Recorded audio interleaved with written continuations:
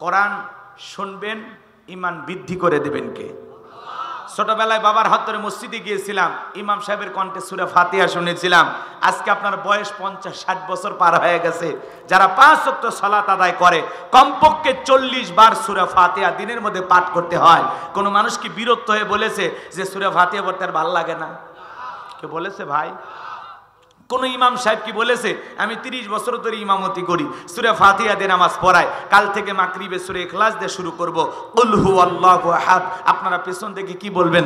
আল্লাহু আকবার। হুজুর আগে সূরা ফাতিহা পড়েন, এরপরে অন্য সূরা ধরেন। আর যে হুজুর সূরা ফাতিহা ছাড়া নামাজ পড়াইতে চায়, বিনা বেতনে চাকরি করলেও তার পিছনে নামাজ পড়ব না।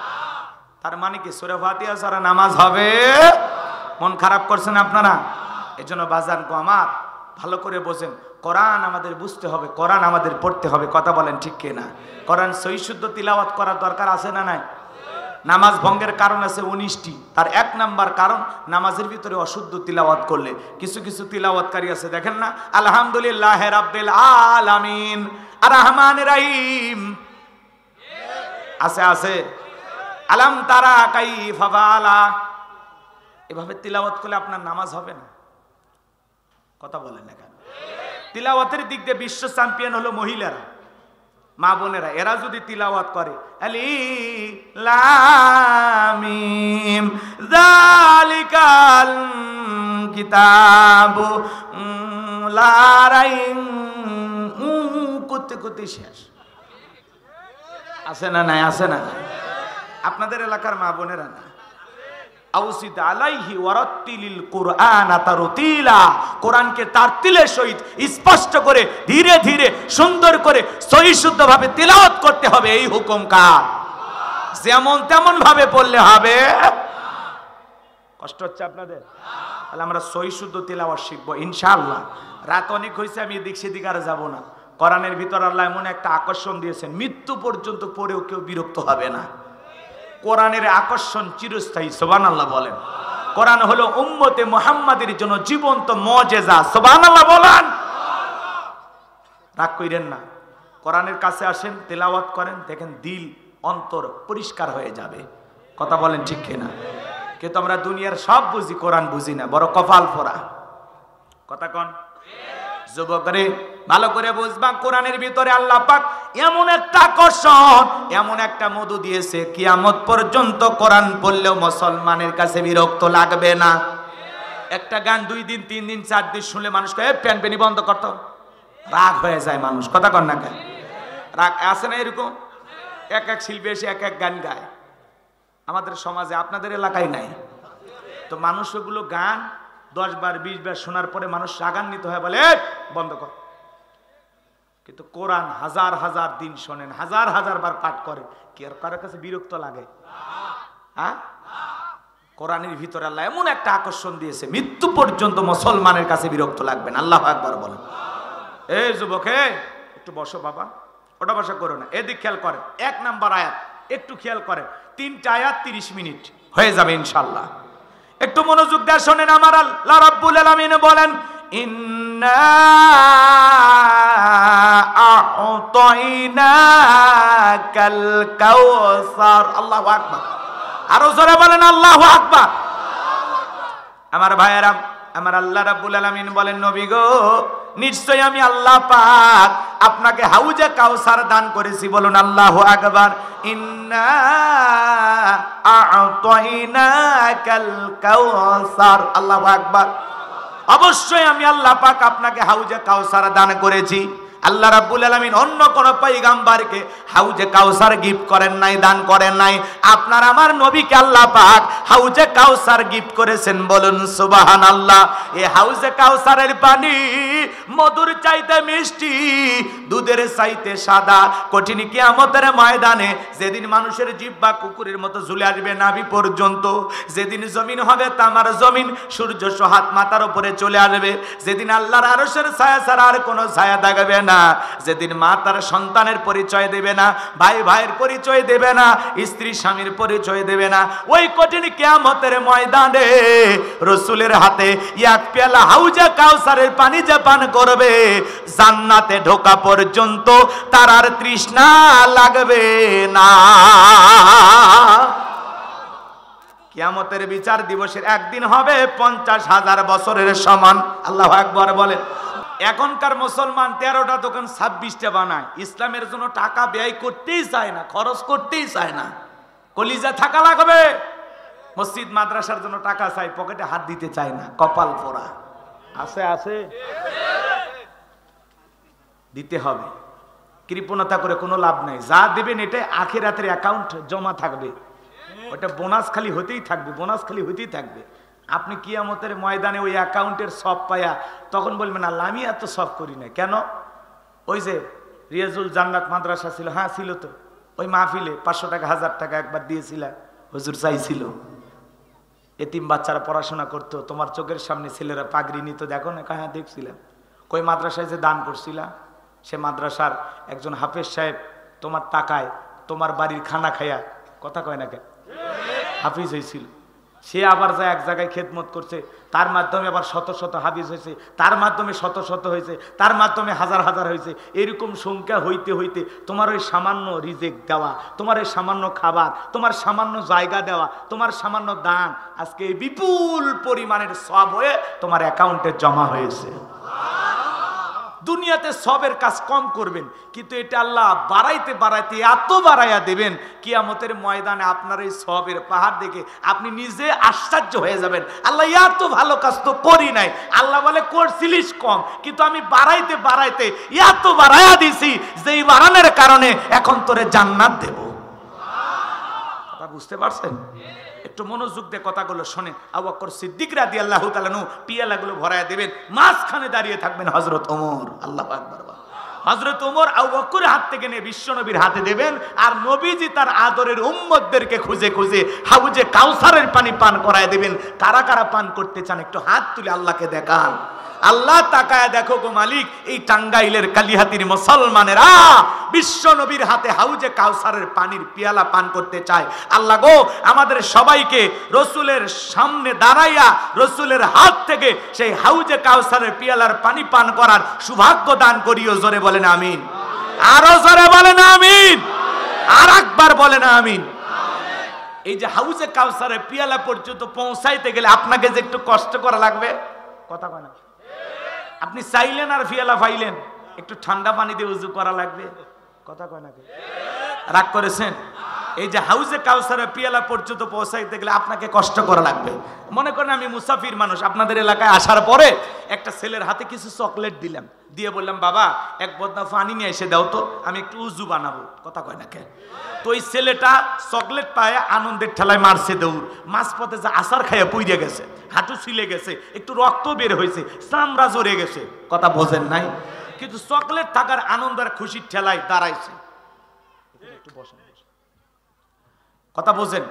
চকলেট থাকার কারণে উঠে দাঁড়াইছে, দাঁড়াইয়া পানি নিয়ে আমার সামনে হাজির। আমি তখন বললাম বাবা এই পানিটা আনতে গিয়ে তোমার কষ্ট হয়েছে, ওই যে মাঝপথে পড়ে গেলা, আচার খাইছো, হাঁটুটা ছিলে গেছে, একটু মনে রক্ত বের হয়েছে, ওই চকলেট থাকার খুশি আর আনন্দের ঠেলায় বলতেছে আমি এরকম কত পড়ে যাই আমার কিছুই হয় না।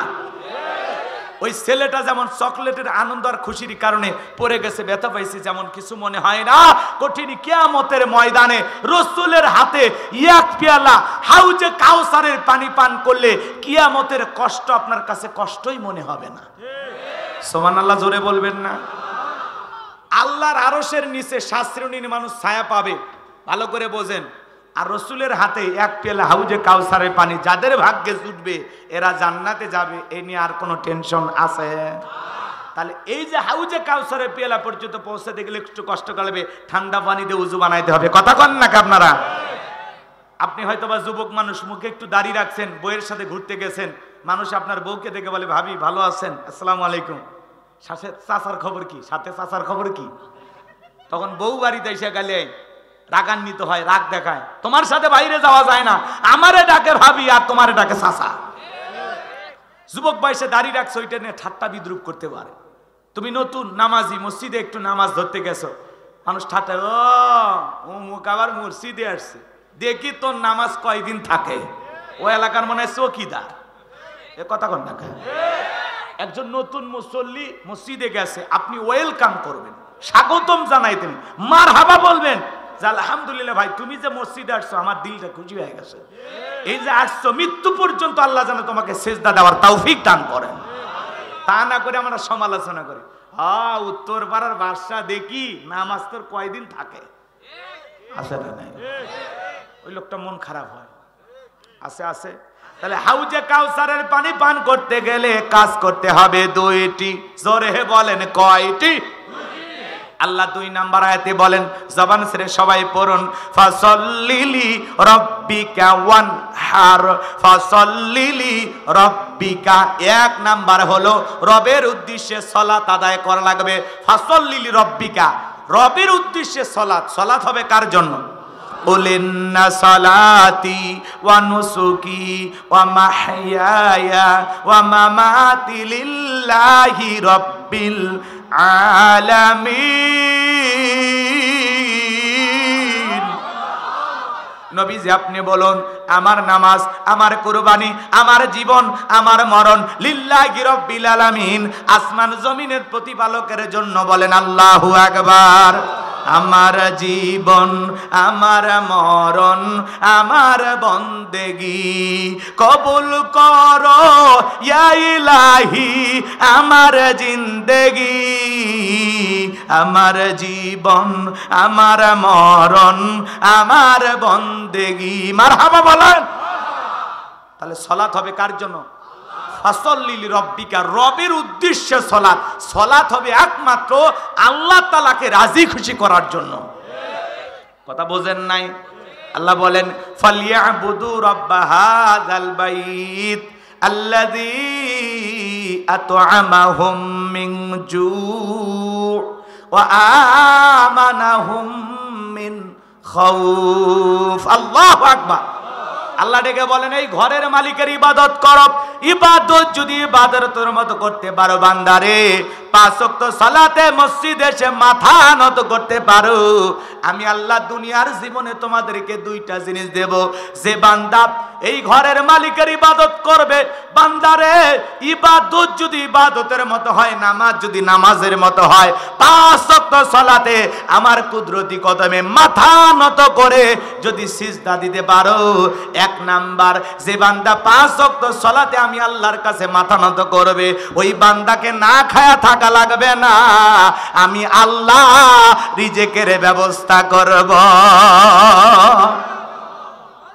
রিজেক দাতাকে? উত্তর পাড়া রাজ্জাক, ওটা তো আব্দুর রাজ্জাক দাস, গোলাম, আল্লাহর বান্দা। রাজ্জাককে? উত্তম রিজেক দাতাকে। ওয়ামা মিন দাব্বাতিন ফিল আরদি ইল্লা আলাল্লাহি রিজকুহা। আমার আল্লাহ বলেন, পৃথিবীতে এমন কোন বিচরণশীল প্রাণী নাই যার রিজেকের ব্যবস্থা আমি আল্লাহ আসমান থেকে করি না। ওই আটলান্টিক মহাসমুদ্রে 33,000 ফিট গভীরতল পানির নিচে থাকা ছোট্ট একটা প্রাণী, তার রিজেকের ব্যবস্থাও আমি আল্লাহ আসমান থেকে করি। সুবহানাল্লাহ বলবেন না? আপনাদের এলাকায় রাতের বেলা একটা প্রাণী বের হয়, কু কইয়া চিল্লায়, ওর নাম কি? শিয়াল পণ্ডিত। ওর নামে কি আপনাদের এলাকায় ভাতের হোটেল আছে, মুরগির হোটেল আছে? ওরে খাওয়ায় কে? একটা পাখি সকালবেলা নিরেক খালি পেটে বের হয়ে যায়, সন্ধ্যাবেলায় ওর পেটে উদর ভরাইয়া বাসায় ফেরত পাঠায় কে? একটা ভ্যান চালক, রিক্সা চালক সকালবেলা খালি পেটে, খালি পকেটে বের হয়ে যায় না, 500 টাকা 1000 টাকার পকেটের ব্যবস্থা করে দেয় কে? দুনিয়ার এত মাকলুক আল্লাহ রিজেক দিতেছেন, রিজেক নিয়ে আপনার টেনশন করা লাগবে না। রিজেক দাতা কে? রিজেক বন্টনকারী কে? কথা বোঝা গেল? রাগ কইরেন না, ইবাদতের মাধ্যমে রিজিক পাওয়া যাবে, মনে থাকবে তো ইনশাআল্লাহ। এরপরে আল্লাহ বলেন, 2 নাম্বার বান্দারে কোনো ভয় থাকবে না, সকল ভয় থেকে আমি আল্লাহ পাক নিরাপত্তা দেব। ভয় আছে না নাই? মেয়েটা কলেজে গেল, একা একা ফিরবে নাকি জামাই সাথী নিয়ে ফিরবে? ভয় আছে না নাই? মেয়েটা স্কুলে গেল, ভালোভাবে ফিরবে নাকি কারো লালসার শিকার হবে? ভয় আছে না নাই? আপনি মনে করেন কালীহাতি বাজারে, কথা ভালো করে বোঝেন, বিকাশের দোকানদার 2 লাখ টাকা পকেটে আছে, মনে মনে ভাবতেছেন আল্লাহ আমার বাড়ি হলো সামুরিয়া, টাকা নিয়ে বাড়ি পর্যন্ত যাইতে পারবো নাকি পথের মধ্যে ছিনতাইকারীর কবলে পড়ে টাকা জান দুইটাই হারাবো? আপনার আমার ভয় আছে না নাই? সকল ভয় থেকে নিরাপত্তা দেবেন কে? যে দেশের মানুষ, যে এলাকার মানুষ সবাই 5 ওয়াক্ত সালাত আদায় করবে, ওই দেশে চোর ডাকাত খুঁজে পাওয়া যাবে? কি বলছিলাম? ফাসাল্লি লিরাব্বিকা, রবের উদ্দেশ্যে সালাত নামাজ হবে একমাত্র কার জন্য? আরো জোরে বলেন, কার জন্য? قد أفلح المؤمنون الذين هم في صلاتهم خاشعون। অবশ্যই মুমিনেরা সফল যারা নিজেদের সালাত বিনয়ের সহিত, নম্রতার সহিত, খুশু খুশু ভাব নিয়ে, আল্লাহর ভয় নিয়ে আদায় করে। আপনি আমি যখন সালাতে দাঁড়াবো, অন্তরে ভয় থাকবে কার? নামাজের মতো পড়া লাগবে, তামাশার নামাজ বললে হবে না, নামাজ সময় নিয়ে পড়া লাগবে। কথা বলেন ঠিক কিনা? শুধুমাত্র 5 ওয়াক্ত সালাত পড়লে হবে না, রাত্রি জাগরণ করে আল্লাহকে সিজদা দিতে হবে। ওয়াল্লাযীনা ইয়াবিতুনা লিরাব্বিহিম সুজদাও ওয়া কিয়ামা। আমার আল্লাহ ডেকে বলেন, যারা রাত্রি জাগরণ করে আমি আল্লাহকে সিজদা দেয়, আমি আল্লাহর জন্য দণ্ডায়মান থাকে, রাত্রি জাগরণ করে সিজদা দিতে হবে কাকে? রাতের 1টা 2টা 3টার দিকে উইটাম, আরামের বিছানা ত্যাগ কইরা, বিবির ভালোবাসা ত্যাগ কইরা, ঠান্ডা পানি দিয়ে ওযু বানায়া নিরালায় নিবৃত্তিতে যাই নামাজে দাঁড়ায় গেলেন। এই নামাজ দুনিয়ার কাউকে খুশি করার জন্য নয়, এই নামাজ হলো একমাত্র আল্লাহকে রাজি খুশি করার জন্য। যারা গভীর রাত্রে নামাজ আদায় করে, ভালো করে বুঝবেন, রাতের 1টা 2টা 3টার দিকে ওইটা যে তাহাজ্জুদের সালাতে দাঁড়ায় যায়, এই গভীর রাতে নামাজ পড়লে জীবনের পেরেশানি থাকে না, টেনশন থাকে না। মালিকের সাথে গভীর রাতে সিজদা দিয়ে যদি প্রেমের সম্পর্ক জমাইতে পারো, আল্লাহর সাথে গভীর নিশিতে যদি প্রেম করতে পারো, জীবনের সফলতা সফলতা। আল্লাহর সাথে প্রেম করলে জীবনে কোনোদিন ব্যর্থতা নাই। বলেন আল্লাহু আকবার। যুবকেরাও রাত্রি জাগরণ করে, তবে আল্লাহকে সিজদা দিয়া নয়, ওরা রাত্রি জাগরণ করে ইমো মেসেঞ্জারে কথা বইলা, সারা রাত বান্ধবীর সাথে কথা বলে, ইউটিউব ইন্টারনেট ঘাটাঘাটি কইরা ইমো মেসেঞ্জারে কথা বইলা, ফজরের আজান হয় যখন, ওই হাইব্রিড যুবক ঘুমাইতে যায় তখন। কথা কন না কে? নামাজও পড়লো না যুবক রে, এই ঘুম ভাঙলে সকাল, না ভাঙলে পরকাল। কেমন করে ঘুমাও তুমি ও টাঙ্গাইলের যুবক, কেমন করে ঘুমাও তুমি ফজর করে কাজা, এমন তো হতে পারে ও তোমার জহরে জানাজা, এমন তো হতে পারে ও তোমার জহরে জানাজা। কথা বলে ঠিক কি না? ফাসাল্লি লিরাব্বিকা, রবের উদ্দেশ্যে সালাত নামাজ হবে একমাত্র আল্লাহকে রাজি খুশি করার জন্য। ধীরস্থির ভাবে রুকু করতে হবে, ধীরস্থির ভাবে সিজদা দিতে হবে, সুন্দর তেলাওয়াত করতে হবে, লম্বা সময় নামাজে দাঁড়িয়ে থাকতে হবে।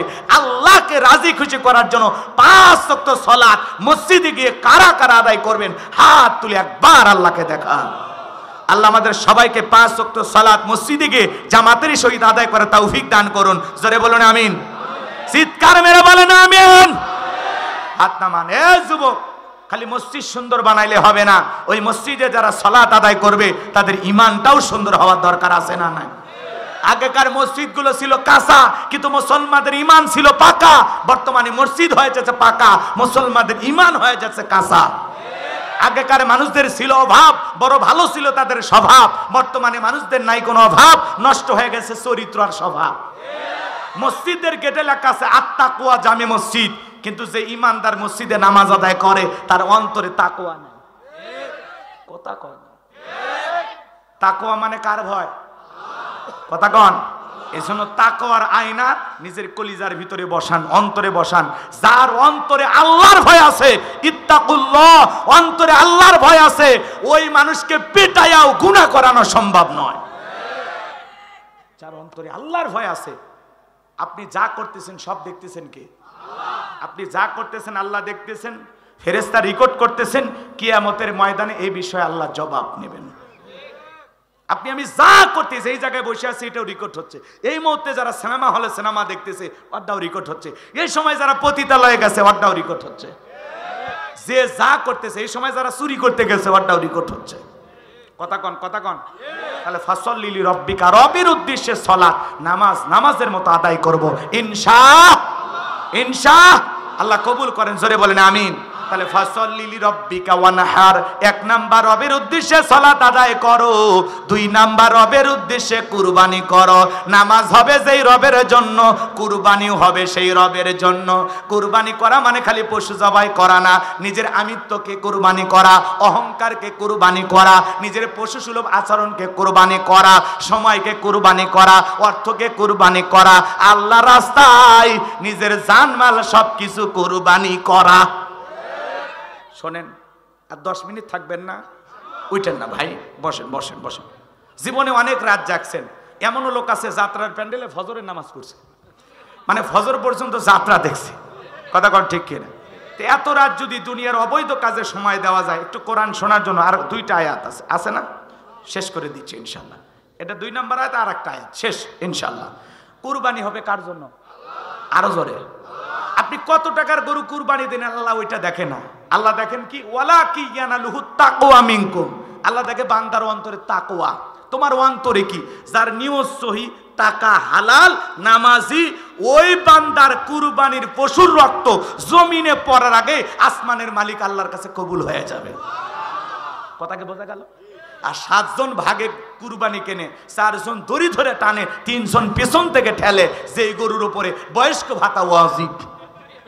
এমন দুর্বল গাভী কুরবানি দেয়, আছে না? না, যে গরুর প্রত্যেকটা হাত দেখা যায়, কুরবানির স্থান পর্যন্ত হেঁটে যাওয়ার শক্তি নাই, কুলত করে নিয়ে যায়। হুজুর তখন বলতেছে, ভাই এরকম অসুস্থ গরু জবাই করে না। কয় হুজুর আপনি কি মনে করেন এ গরু সেই সুস্থ, আপনি জবাই করেন? কইছে ভাই সব হাত তো দেখা যায়। হাত দেখা যায় মানে এর ভিতরে গোস্ত লাগানো আছে, ওরা মনে হয় চামড়া খুলে আগে সেট করে দিছে, আছে না? নাই, এমন গাভী জবাই করলে হবে না। কেমন জবাই করতে হবে? তাসুরুন নাযিরিন, চমৎকার গাভী জবাই করতে হবে, আকর্ষণীয়, হুষ্টপুষ্ট, দেখতে সুন্দর। কথা বলেন ঠিক কি না? ভালো করে বোঝেন, ভালো করে একটু বোঝেন। 2 মিনিটে বলে দিয়ে যায়, কুরবানির ওয়াজ করা লাগবে না, আপনারা সবই বোঝেন, আপনারা অনেকেই বোঝেন। দেখবেন 5 লাখ টাকার গরু কিনে নিয়ে এসে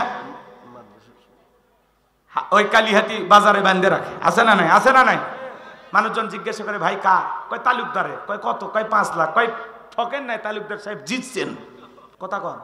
যে কুরবানির পশু কিনে নিয়ে এসে কোথায় কি পরিমাণে গোস্ত হবে হিসাব নিকাশ করে, এর কুরবানি দেওয়ার সাথে কষাই হওয়া ভালো ছিল না? এই কুরবানি আল্লাহর দরবারে কবুল হবে। ভালো করে বোঝেন। আপনি যদি 10,000 টাকার একটা ছাগলও কুরবানি দেন, আপনার নিয়ত সহি, টাকা হালাল, নামাজি, আপনার কুরবানি আল্লাহর দরবারে কবুল হবে। কত লাখ টাকা দিয়ে দিলেন ওইটা আল্লাহ দেখেন, আছে না? না, এক হাজি, আমার এলাকা এক হাজি 7 জনে ভাগে কুরবানি দিচ্ছে। আমি বললাম, হাজি সাহেব যাদের সাথে ভাগে কুরবানি দিচ্ছেন, কেউ সুদ খায়, কেউ ঘুষ খায়, কেউ বেনামাজি, তো আপনি হাজি মানুষ, তাদের সাথে কেন একা একটা ছাগল জবাই করেন? কই বাড়িতে ছাগলের গোস্ত কেউ খায় না, এই জন্য সুদারু, জুয়ারু, মাদারু, তাসারু এদের সাথে ভাগে কুরবানি দেয়, আছে না? নাই। হাজি তখন বলতেছে, আমার টাকা তো সই আছে, তোর টাকা কে? তোর দাদার টাকা সই থাকলেও কাজ হবে না, কারণ যাদের সাথে ভাগে দিলি ওদের নিয়ম সই নাই, ওদের টাকা ঠিক নাই। কথা কন না কে? অনেক মানুষ আবার বলে কুরবানি না দিলে হুজুর ছেলে মেয়ে গোস্ত মানুষের দিক তাকায় থাকবে, অতএব কিস্তি তুলে হলেও কুরবানি দেব। কুরবানি হবে? অনেকে আবার বলে হুজুর সুদের উপর টাকা নিয়ে হলেও কুরবানি দেব, কারণ নতুন মেয়ের বিয়ে দিচ্ছে, জামাই বাড়িতে গোস্ত না পাঠালে মান সম্মান থাকবে না। এরকম চিন্তা ভাবনা করে যারা কুরবানি দেয় তাদের কুরবানি কবুল হবে। কুরবানি ছেলে মেয়ের জন্য না, কুরবানি জামাই বাড়িতে গোস্ত পাঠানোর জন্য না, কুরবানি হলো আল্লাহকে রাজি খুশি করার জন্য। কথা ক্লিয়ার নাকি রাগ করছেন? আপনার ছেলে মেয়ের জন্য মানে কুরবানি মানে বিকেল বেলা কি গোস্ত জবাই করার, গরু জবাই করার পরে আসমান থেকে ফেরেশতা বস্তা নিয়ে আসে, বলে এই কালিহাতির মানুষ বস্তাতে গোস্ত তোলেন, আমরা আসমানি নিয়ে যা ভুনে করে খাবো। কথা কয় না কে? তা আপনি তো খাবেন, নিয়ত সই করে খান। কথা কন। আবার এমনও মুসলমান আছে ফ্রিজে এমন লোড করা করে, বউকে বলে খবরদার 6 মাসে যেন বাজার না করা লাগে, আছে না? নাই। আবার এমনও কুরবানি দাতা আছে এই কুরবানির গোস্ত পরের কুরবানি পর্যন্ত খায়, আছে না নাই? কয় হুজুরেরা বলছে ফ্রিজে রেখে খাওয়া যায় আছে। গরিব মানুষ গেলে কয় দেয়া শেষ, দেয়া শেষ। কুরবানি মানে কি? ত্যাগ করা, স্যাক্রিফাইস করা, উৎসর্গ করা, বিলিয়ে দেওয়া। কথা বলে ঠিক কিনা? আপনি ধনী, আপনার কেনার সামর্থ্য আছে, কালকেই বাজারে যে আরো 5 কেজি কিনতে পারবেন, পরের দিনে 5 কেজি কিনতে পারবেন। আপনার প্রতিবেশী খাইছে কিনা, তার 8টা 10টা বাচ্চা কাচ্চা, তারা এক সন্ধ্যে ভালো খাইছে কিনা একটু খবর নেওয়ার দরকার আছে না নাই? আমরা কুরবানি দেব কাকে খুশি করার জন্য? ওই যে হাবিল কাবিল 2 ভাই কুরবানি করেছিল, আসমান থেকে আগুন এসে যার পোড়াইয়া দেবে তার কবুল হবে, যারটা পোড়াবে না কবুল হবে না। ওই সিস্টেম, ওই পদ্ধতি আজও যদি থাকতো, আপনার আমার 12টা বেজে যেত। কত হাজির কুরবানি পরে গড়াগড়ি খাইতো, খালি নিয়তে ভেজাল আর টাকায় ভেজাল থাকার কারণে। তখন মানুষ মনে করতো হ্যাঁ ভালোই লোক মনে করছিলাম, এখন দেখি কুরবানির মধ্যে এই লজ্জা থেকে বাঁচিয়ে দিয়েছেন কে? জোরে বলেন কে? এই জন্য আল্লাহ বলেন ফাসাল্লি লিরাব্বিকা ওয়ানহার, যে রবের জন্য সালাত, সেই রবের জন্য কুরবানি। আল্লাহকে রাজি খুশি করার জন্য কারা কারা সালাত আদায় করবেন, কারা কারা কুরবানি দেবেন, 2 হাত তুলে আরেকবার দেখান। লিল্লাহি তাকবীর। আল্লাহ কবুল করেন, জোরে বলেন আমিন। এইবার 3 নাম্বার আয়াত, ইন্না শানিয়াকা হুয়াল আবতার। আল্লাহু আকবার। আমার আল্লাহ ডেকে বলেন নবী গো, ও নবী আপনি মন খারাপ করবেন না। যারা আপনাকে লেজ কাটা নির্বংশ বলে, নবী আপনি মন খারাপ করবেন না। ওদের বংশকে আমি আল্লাহ নির্বংশ করে ছাড়বো। ওই আবুল হাবুদ বা সাইবা, ওদের বংশে বাতি জ্বালানো কেউ থাকবে না। আপনার সন্তানগুলোকে শিশুকালে নিয়েছি নবী, আপনি মন খারাপ করবেন না। আপনার কোটি কোটি রুহানি সন্তান আমি আল্লাহ জমিনে পাঠায়া দেব, যারা আপনার জন্য জীবন দিতেও রাজি আছে। বলেন আল্লাহু আকবার। আজকে তামাম পৃথিবীতে 200 কোটি মুসলমান, আমরা সবাই রসুলের রুহানি সন্তান। আল্লাহু আকবার বলেন। আমরা রসুলের কি সন্তান? রুহানি সন্তান। এজন্য বাজান গো আমার, রসুলের রুহানি সন্তান যদি হয়ে থাকেন, দায়িত্ব পালন করা লাগবে। নবীজির অপমানে যদি না কাঁদে তোমার মন, মুসলিম নয় তুমি মুনাফিক, নবীজির দুশমন। কথা বলেন ঠিক কিনা? তামাম পৃথিবীর মুসলমানকে ঐক্যবদ্ধ হওয়া লাগবে। ওই ফ্রান্সের জালেমেরা রসুলের নামে কার্টুন প্রদর্শন করলো, দেখেননি? ভুলে গেছেন? আপনারা মিছিল করেননি? আমরা করছি। কথা কর না কেন? এই ফ্রান্সের লোকেরা কার্টুন প্রদর্শন করলো, কার্টুন বানাইয়া, এদিক খেয়াল করেন, কার্টুন বানায় নাকটা ব্যাগা করে মুখের কাছে কয়েকটা দাড়ি দিয়ে বলে ইনি মোহাম্মদ। জোরে কর নাউজুবিল্লাহ। আমার রসুল হলেন পৃথিবীর 1 নাম্বার সুন্দর মানুষ। রসুলের চরিত্রের সার্টিফিকেট দিয়েছেন কে?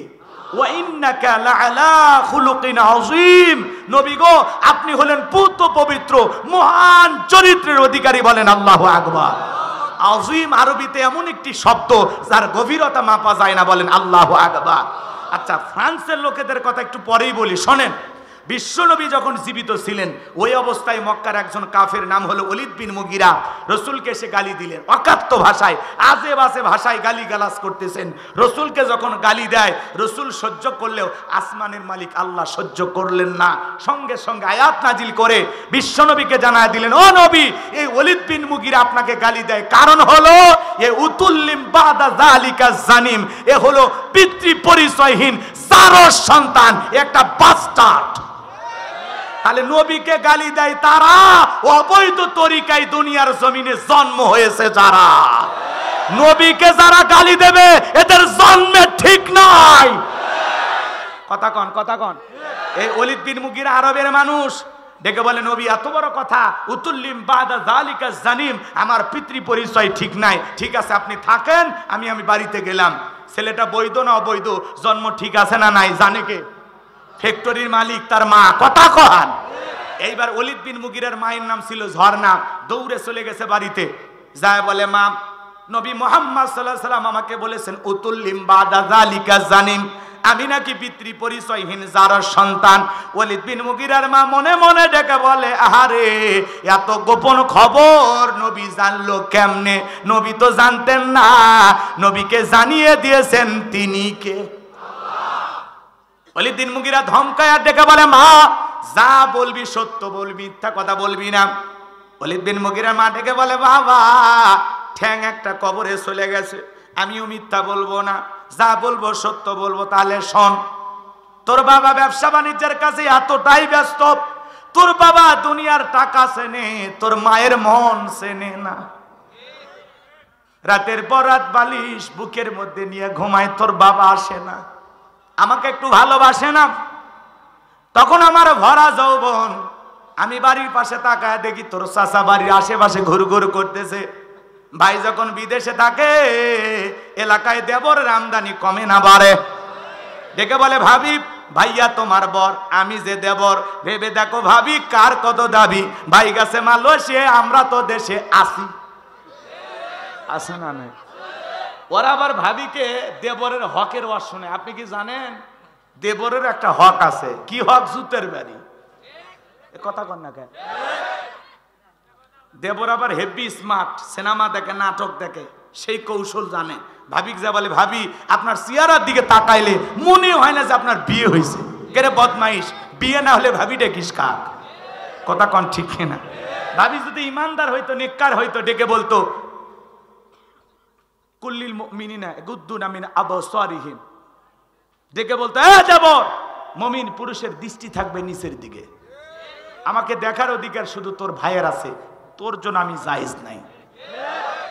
কে দিলে ভাবি যে সেই ভাবি, ওই যে বাড়ির পাশে বেতেরারা,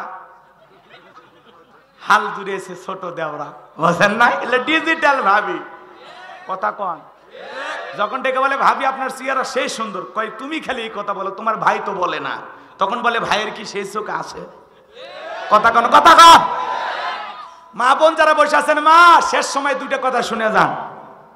দুইটা পুরুষ হইতে আপনারা সাবধান থাকবেন, একটা দেবর আর একটা দুলে ভাই। এরা হলো মৃত্যু তুল্য, বিষাক্ত সাপের চাইতেও ভয়ঙ্কর।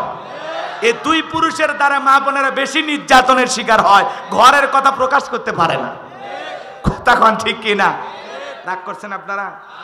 বরিশালের এক ছেলে আমাকে ফোন দিয়ে কান্দে মোবাইলে। আমি বললাম, ভাই কান্দেন কেন? কয়, হুজুর একটা ফতুয়া দেন। কি?